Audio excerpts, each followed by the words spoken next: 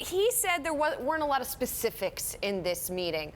Are you getting any indication from the White House? Because Trump also said that we could get a tax announcement in 2 to 3 weeks, a phenomenal tax announcement. Are we getting any more details, though, on what all of this will entail?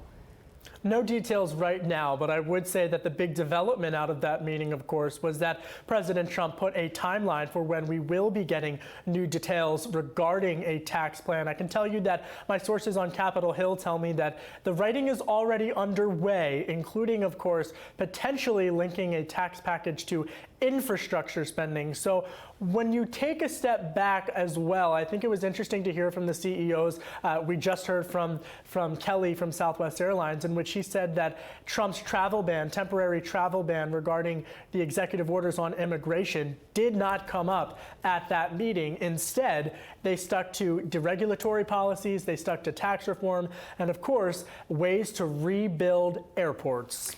It's interesting, isn't it, Kevin? I mean, this is the next industry now that Mr. Trump, the president, has turned his attention to. Is this a precursor to something about jobs in this industry? Because that's what we've seen before. We've seen very positive meetings with groups of CEOs that come out and say lovely things about having been in the Oval Office, and then suddenly they're hit with a tweet from the POTUS. Right, and I would also note that, of course, Gary Cohn, the former Goldman Sachs executive, now the National Economic Council chairman within the White House, was also present at this meeting, who had been tasked with being the point person on the airline industry's cause of actions, if you will, and in crafting an agenda from a policy standpoint.